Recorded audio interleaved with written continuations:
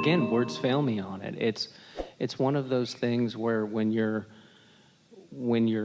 Let's say that differently, and then the words will come. It's not that words are failing you, it's that your vibration is out ahead of them. So you have knowledge that you have not coined the phrase for. You know stuff that you can't say, and the reason that you usually can't say it is because you don't think anybody's ready to hear it. Your perspective is trying to include how it will be heard rather than only what you know. And so now we've had that conversation. Just focus upon the feeling of what you know and know that your inner being knows it, and we are certain the words will come to you.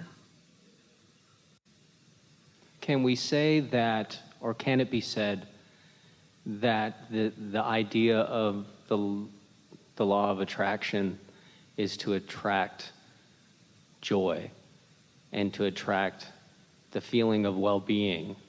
You could say that, but we would say it a little bit differently. We would say that law of attraction attracts like unto itself, and that it is indiscriminate. But the law of attraction inevitably leads to joy, because joy is what's dominant. The law of attraction inevitably leads to love, because love is what's dominant, and you can count on that. So it's not that law of attraction is skewed, it's that love is. And here's why. Here's why. As you come importantly into these physical bodies, into this leading edge time and space where contrast exists, and you find expansion as a result of that, even though in your human form it's possible to focus upon the lack-based part of that. In other words, lackful consciousness around money, or lackful consciousness around time, or around love, or whatever. But source, which is dominant, never does that. Source always focuses upon the expansion of the idea.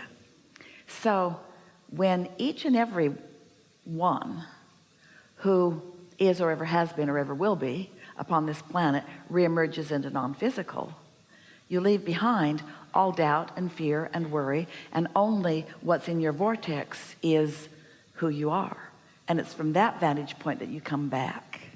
So the dilution ratio of love versus hate, it's way more. We can't even find descriptive words to. Esther's best that she's come up with is, one who's connected to the stream is more powerful than millions who are not. But even that's not proportionate. The proportion of love versus hate is so enormously different that there aren't any words. That's what you were talking about.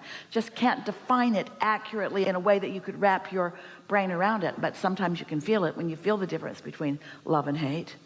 Hate suffocates you and sucks the life right out of you, and love fills you up. You can feel the difference, whether you can speak it or not. Yes? Yes. So I want to say thank you to Jerry, the original founder of Abraham Inc. Because The original asker. Yes. The focuser of it into being, with a powerful desire that could not be denied, even though Esther tried very hard. She thought this was weird. So my question is, the line where ambition fades from obligation to engaged enthusiasm, because I want so many things, but then it can feel like this onerous chore sometimes. It just keeps getting stacked up on this long list. And I want to just feel engaged and feel like that's exactly what I want to do. You know, on paper I say that's what I want to do, but I want to feel like, yes, exactly that's what I want to do. First, let's define ambition. So, could ambition be the attitude that your inner being has about the collective vortex that you have assembled? So your inner being knows what's there and is eager about you witnessing the turning of that vibrational cache into experiences and things and so forth. Could that be what ambition is? when you taste that feeling, could that be what that is? Yes. So now ask your question again, the line. The line of feeling that eagerness to go forward into any Well, outcome there was that more you to want. your question originally, because the original question was laced with resistance. Yeah, how to get it from feeling like this task, this onerous task. What we're wanting to put to you, if you step back into a more solid place as you're asking the question, and you realize that it's a feeling of eagerness, let's forget ambition for a moment, or call it ambition but mean eagerness.